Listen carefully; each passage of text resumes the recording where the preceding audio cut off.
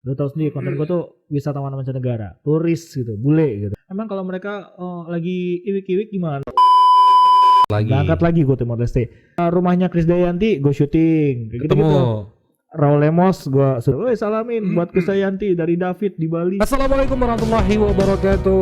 Waalaikumsalam warahmatullahi wabarakatuh. Salam podcast kampungan. Salam Kia Kibi. Kita yakin kita bisa. Dan jodohnya lagi 2 atau 3 bulan kemudian gue dapet job lagi. Itu setelah itu gue gak ada ngupload video lagi. Ke Timor Leste lagi. Iya, jadi setelah video itu gue gak ada ngupload apa-apa lagi. Jadi itu konten terakhir. Mungkin namanya jodoh ya, 2 atau 3 bulan kemudian gue dapet job lagi. Timor Leste dong. Berangkat lagi gue Timor Leste. Kali ini gue sendirian. Jadi gak sama tim. Jadi karena kebetulan butuh, gue kan ini game master gitu kan. Jadi sendirian ke sana, di treatment sendiri, VIP banget, lebih mewah lagi hotelnya, segala macam gitu kan. Datang pun dijemput dengan mobil yang oke. Gue rekam semuanya. Bagian-bagian part yang belum gue masukin di video pertama, gue lengkapin di video kedua. Jadi banyak. Di pertemuan kedua ini lebih seru lagi. Kebetulan gue ketemu sama orang-orang PSSI-nya Timor Leste. Itu langsung ketemu sama mereka. Pemain timnasnya ketemu juga, udah gitu ketemu sama orang dari pusat kebudayaan Indonesia di Timor Leste. Jadi lebih lengkap dan lebih berisi. Dan itu semua lo videoin karena belajar dari pertama. Ada yang kurang-kurang. Rumahnya Krisdayanti gue syuting kayak gitu. Raul Lemos gue syuting tapi nggak ketemu, cuma rumahnya doang. Ada pembantunya kan. Pembokatnya keluar, woi salamin buat Krisdayanti dari David di Bali. Enggak, maksudnya bercanda lah. Itu gua ini record, terus akhirnya nyampe Bali kemudian udah gak semangat dong. Posting. Udah gak semangat.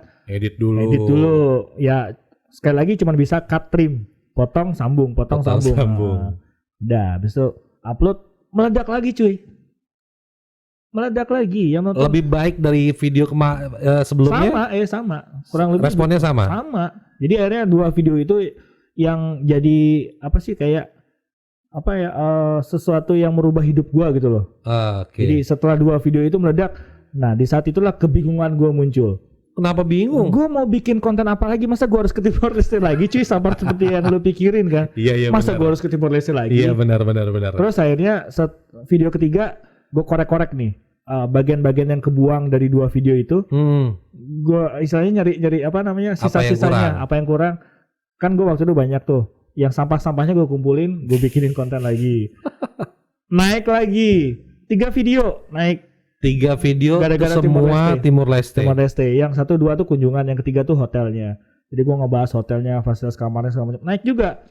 Gue bingung nih, wah jangan-jangan setelah itu gue mulai ngerasa jumawa. Maksudnya gue punya bakat nih di bidang YouTube. Jadi gue bikin konten lagi setelah itu.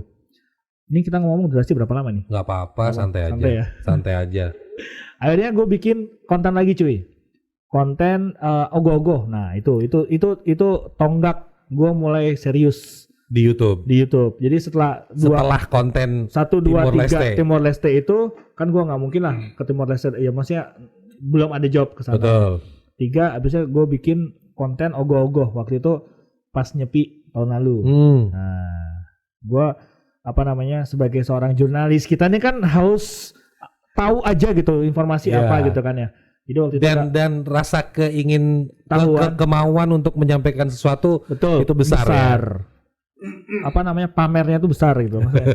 Iya kan ya. Iya benar. Riaknya tuh besar. Itu dia tuh. Jadi kali bukan gue. Sama kali kita mah. Sambil minum dah. Wah, asik nih. Ini produksi lu sendiri. Produksi gue nih. Lu mau yang kencur apa yang kunyit? Kalau kencur udah biasa, kunyit aja lah. Kunyit mah ini. Oh iya, ini beras kencur ya. Kencur. Sorry. Terus. Oke. Terus akhirnya gue bikin konten. Jadi waktu itu gue sempat baca koran. Gue kan masih langganan koran sampai sekarang cuy.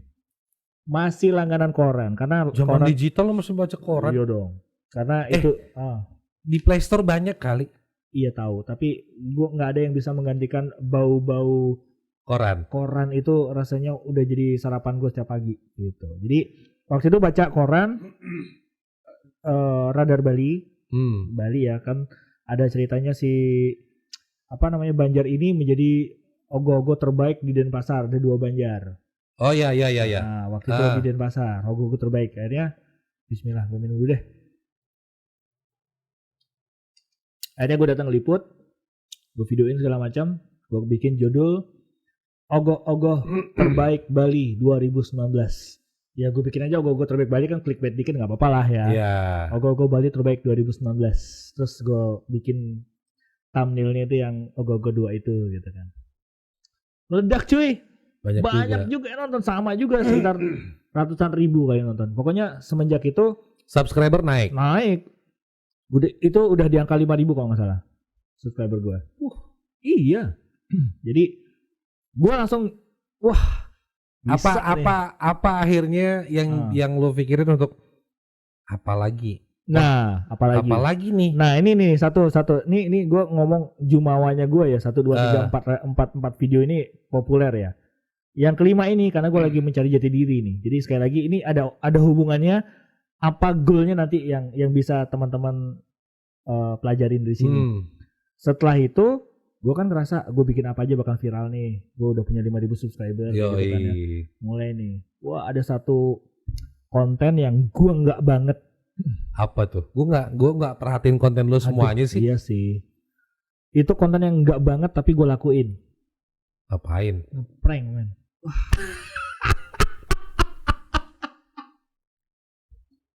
Nge-prank orang di lapangan renon. Tapi karena emang kehabisan ide. Bukan kehabisan ide ya. Ya masih gue mencoba-coba kira-kira viral, siapa tahu viral lagi gitu. Iya gue tahu. Orang di renon yang konten lo itu adalah pura-pura nelpon di sebelah orang yang lagi pacaran. Iya, ceritanya gue lagi nembak cewek terus diterima dan gue lompat-lompat ke girangan, pengen tahu ekspresi orang. Ini orang norak banget, gimana sih ekspresi dia? Gue malu men, sumpah. Aslinya malu. Wah itu, aduh mending gue nge-MC di hadapan puluhan ribu orang deh daripada gue disuruh ngeprank orang kayak gitu. Gak bisa gue suruh. Tapi hari itu konten cuma 1 doang. Apaan? Iya. Konten ngeprank itu cuma 1 doang. Dan yang nonton cuma 2.000 men. Ya 2.000 mungkin bagi sebagian orang besar ya. Tapi bagi gue yang biasanya ratusan ribu ya waktu itu, langsung yang down banget. Wah 2.000, wah ternyata gue gak cocok. Gak cocok. Pokoknya juga butuh tim yang lumayan berdua doang gue sama kameramen. Lu pakai clip on kan? Iya. Lu tahu itu? Pakai clip on iya. Lu pernah nelpon duduk sebelahnya orang. Yang udah deh pokoknya malu. Malu, sumpah malu gue. Nggak cocok. Iya tapi itu kan perjalanan. Perjalanan untuk lo ngedapetin jati diri lo di konten YouTube. Sampai akhirnya sekarang gue lihat konten YouTube tuh sekarang isinya bule semua kan? Nah itu dia, kembali lagi sekarang baru pelajarannya nih. Jadi gue sharing gimana caranya kita bisa istilahnya bisa mendapatkan perhatian. Jadi satu channel yang istimewa adalah kalau misalnya kita tuh channelnya berbeda dengan yang lain. Contoh gue bisa pelajari dari sini, dari gue ke Timor Leste itu. Kenapa itu banyak yang nonton? Karena pas waktu itu momen lagi Timor Leste lagi banyak dibicarain. Udah gitu orang-orang Indonesia tuh masih pada kangen, masih pada sayang sebenarnya sama Timor Leste. Kenapa lepas? Jadi kan komentar gue lihat tuh banyak banget komentar menyayangkan kenapa. Jadi selama ini ternyata video-video Timor Leste tuh dikit banget men. Dan kemarin yang mengekspos Timor Leste sampai sampai dalaman kota-kotanya segala macam kehidupan warganya. Dan baru kemarin semalam nih ya, gue lagi browsing Tribun News, media online. Ya, dia lagi ngebahas Timor Leste nih. Katanya Timor Leste negara yang diambang kebangkrutan dari 176 negara di dunia, dia nomor 166 katanya, negara termiskin. Tunggu ntar lagi berarti. Ya. Menurut media. Gue baca dong itu kemarin Tribun, karena istilahnya korelasi gue sama Timor Leste itu masih seneng, masih kepo gitu kan. Lo ada ikatan batin juga sebenarnya di situ ya. Ikatan batin juga semenjak itu. Jadi gue baca tuh Tribun News sampai scroll bawah, ternyata ada link video gue men. Ada video gue di Tribun News itu. Jadi pantesan berapa hari ini banyak banget yang komen. Ternyata di-trigger, dipicu sama si pemberitaan Tribun News ini gitu loh. Jadi istilahnya kalau video lo tuh viral bisa ditonton sepanjang masa, ya seperti yang gue ceritain tadi kan. Ya. Bikin satu konten yang everlasting, yang bisa kapan aja orang nonton masih relate gitu loh. Kalau konten bola itu kan ada masanya lah ya. Kalau misalnya kemarin Liverpool juara gitu kan. Kalau sekarang masih euforia masih mungkin ditonton ya. Seminggu lagi euforia mungkin udah hilang, jadi udah sepi lagi, udah nggak ada yang nonton lagi gitu. Konten komedi juga mesti konten komedi mesti fresh juga sih. Iya. Tapi bercandaannya jangan sampai benar. norak. Tapi kalau gue bilang ya, kalau konten komedi itu masih relate, masih kapan aja masih bisa kok. Buktinya Kompas TV. Sekarang mungkin lagi kekurangan ide tuh gimana? Komik Dodit siapa namanya? Dodit siapa sih? Dodit Mulyanto. Ya, si Dodit lah pokoknya. Si Dodit Mulyanto ini di-upload lagi setelah berapa tahun gitu kan. Jadi masih relate. Padahal orangnya udah jadi ya. Udah jadi artis ya kan. Betul. Pasti ditayangin lagi. Betul. Ya kurang lebih seperti itulah ya.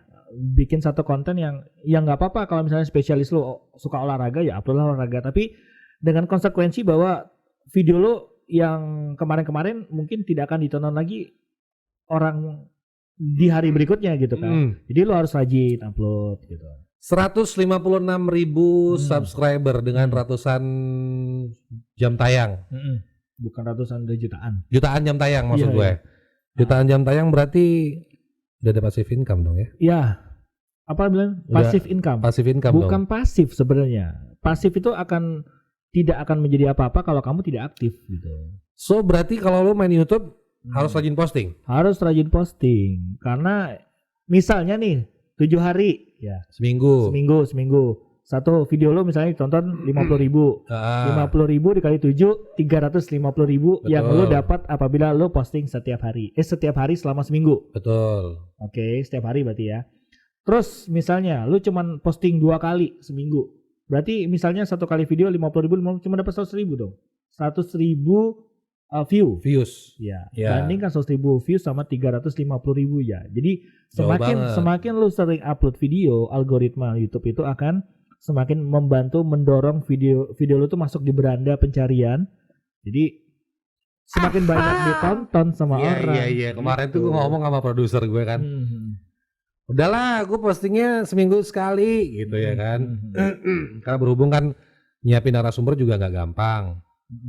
Syukur alhamdulillah kayak lo nih tepat waktu dan emang waktunya konsisten. Hari ini gitu kan. Makanya gue bilang setelah dengar penjelasan lo berarti gue akan berdiskusi lagi ke produser gue. Iya, kalau bisa sih jangan seminggu sekali, kelamaan. Jangan seminggu sekali. Lebih sering.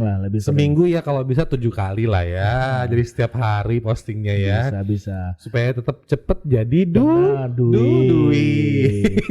Tapi dengan narasumber kalau konsep lu podcast ya cari narasumber yang berisi gitu. Jadi bukan cuma sekedar. Makanya kenapa gue undang lu kemari. Emang gue tahu lu punya banyak ilmu di YouTube.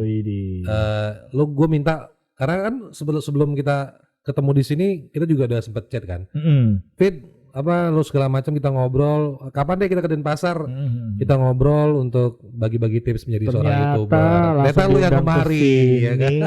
Langsung di podcastin. Fit, lu YouTube lu segitu banyak berapa video sekarang?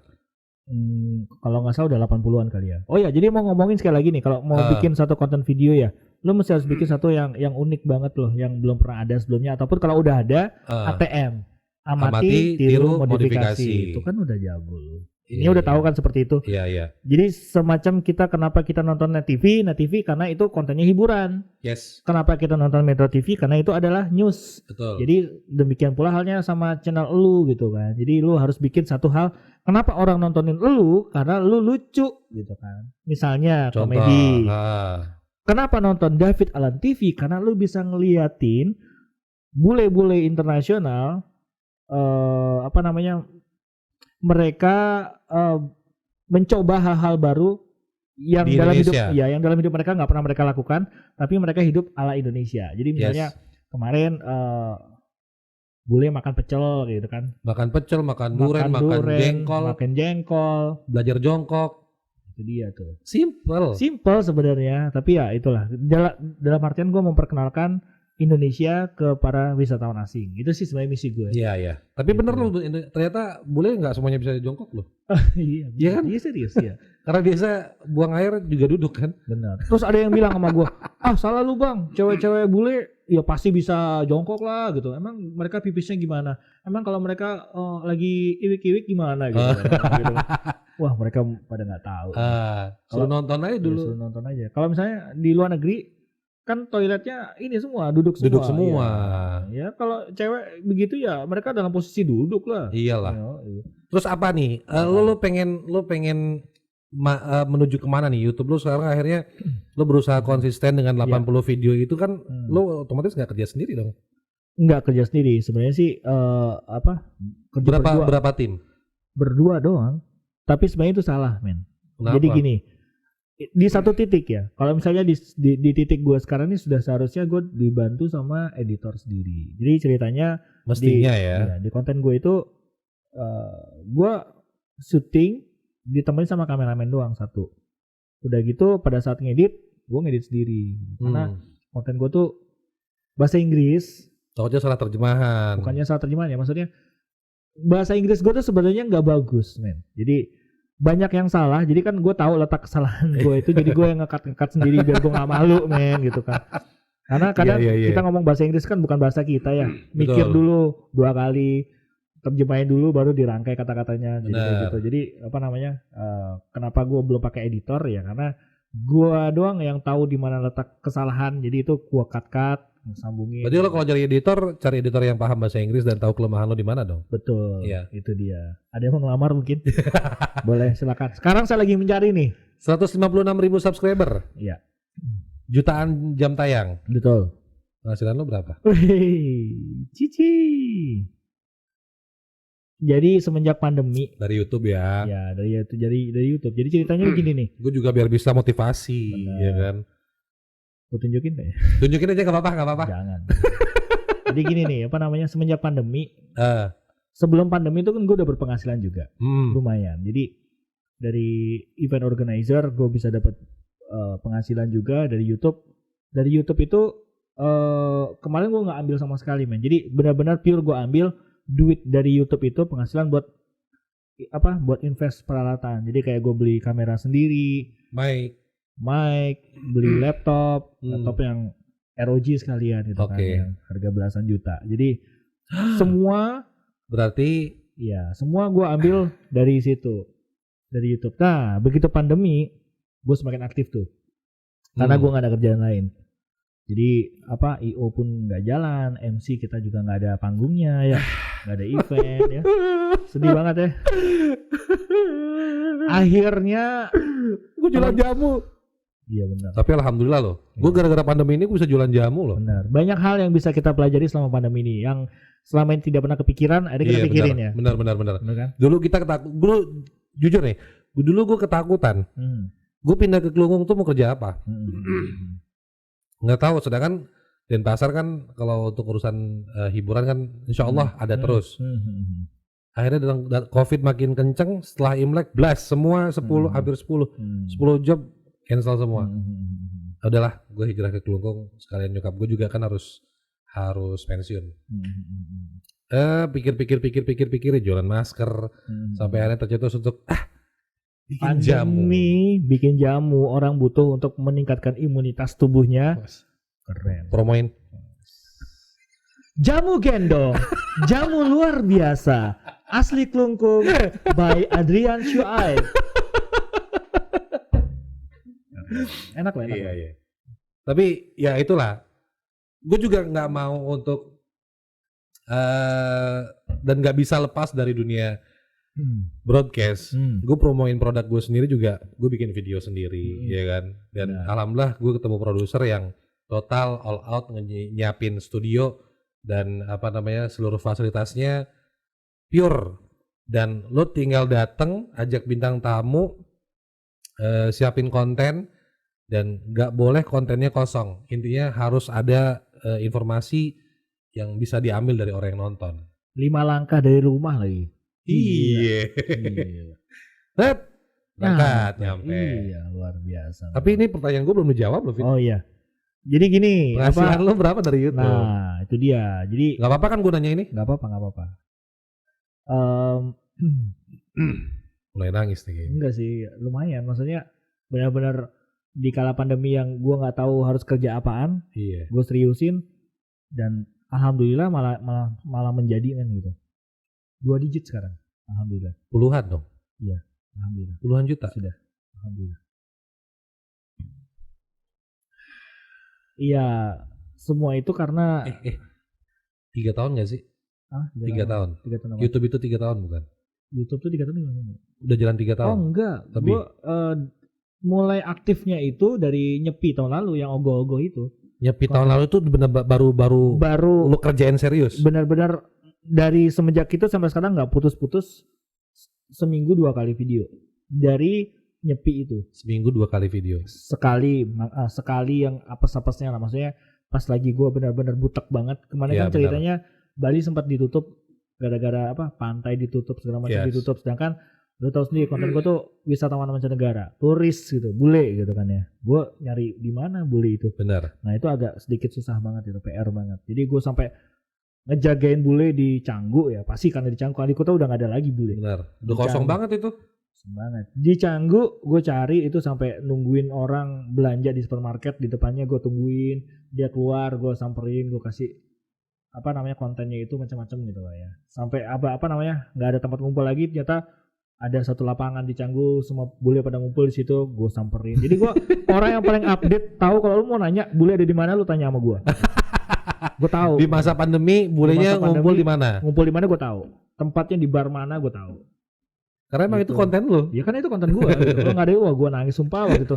Dan begitu, maksudnya ya akhirnya gue masih berusaha untuk produktif gitu deh. Karena gue nggak mungkin banting setir tiba-tiba ngevlog tentang diri gue sendiri. Hai guys. Iya benar. Bukan gue banget gitu loh. Jadi karena emang gue udah fokus di itu, berusaha konsisten. Dan sekarang gue nih udah 5 hari belum ngupload video baru. Dan tapi sudah ada kan? Sudah ada, lagi ngedit sekarang. Kebetulan kemarin lagi. Ini tumben nih, biasanya 4 hari udah ngupload. Ini udah 5 hari. Kelebihan sehari aja udah pada banyak yang DM. Oh ya? Bukan DM komen ya di kolom YouTube video belum upload gitu. Kok belum upload gitu. Ya seperti itu. Jadi mantap. Sudah dirindukan. Bukannya sombong ya, maksudnya di satu titik lu udah di masa itu ya. Istilahnya kayak lu sholat 5 waktu. Itu kalau nggak dilaksanain rasanya gimana? Beban, Pak. Beban. Rasanya ada yang kurang ya. Betul. Untung alhamdulillah kita udah sholat asar ya. Kalau belum sholat asar itu rasanya sama kayak lu belum ngupload video sama sekali dalam waktu 1 minggu itu. Oh. Kebayang gak sih? Ya bukan gue jamain itu agama ya. Tapi perasaan itu sama. Perasaan itu sama. Jadi sama kayak lu belum ngerjain salah satu ibadah sholat. Jadi kayak gitu. Jadi udah kalau lu udah merasa konsisten, ya lu akan enjoy dalam sendiri. Padahal produser gue mah oke-oke aja orangnya. Lu mau tiap hari juga bikin konten gak apa-apa. Ya. Guenya yang bingung nyari narasumber. Nah itu dia tuh. Makanya tuh dalam masa pandemi ini kita harus terus ngerasa diri itu produktif, men. Jangan sampai tidak produktif. Jadi gue tadi mikir kesini, oh ya gue produktif. Dalam artian apa? Gue ketemu sama teman lama, gue menjadi silaturahmi, gue bisa masuk dalam konten lu. Mungkin sebagian orang bisa mengenal gue yang sebelumnya gak pernah mengenal. Jadi semacam 1 hari ini produktif bagi gue. Walaupun misalnya secara materi gue nggak dapat apa-apa. Ngapain gue kelungkung buang-buang waktu, buang-buang duit. Itu dia. Sekali lagi pelajarannya adalah materi bukan cuman berupa duit saja. Materi itu yang kita dapat pertemanan. Masya Allah. Silaturahmi, ya kan? Ketemu sama teman lama ngobrol kayak gini, ya ampun, alhamdulillah. Terima kasih, Fit. Seneng banget. Tapi thank you, lu datang kemari, udah makasih banyak buat gue nih. Karena lu datangnya juga sendiri bawa mobil dengan perut kelaparan ya kan. Waduh, langsung cepat tanggap darurat. Luar biasa, gue datang turun langsung dikasih makan. Fit. Makan dulu lah, mau bikin konten tuh mesti makan dulu ya kan. Iya. Karena kalau perut lapar otak nggak bisa mikir. Benar. Sip, sekian dulu. Terima kasih banyak lu udah datang kemari. Terima kasih. Mohon bagi-bagi dulu ilmunya. Nanti kalau ada update ilmu terbaru tolong dikabar-kabarin gue. Siap, terima kasih. Apalah gue hanya rempah-rempah di kalengan buang. Dikumpulin lagi, dimasak lagi, enak cuy. Oke. Sip, terima kasih banyak. Sekian podcast dari saya bersama David Allen. Jangan lupa untuk subscribe di David Allen TV. Jangan lupa nyalakan tanda lonceng, itu penting tuh. Oh iya. Jadi kalau lo dapat cuma subscribe tapi nggak nyalakan tanda lonceng, pada saat gue bikin video baru lo nggak bakal tahu notifikasinya. Jangan lupa juga subscribe channel ini di Advansa MC Bali. Sekian dari saya. Wassalamualaikum warahmatullahi wabarakatuh. Waalaikumsalam warahmatullahi wabarakatuh. Kia Kimi, kita yakin kita bisa. Yuhu. Bye bye.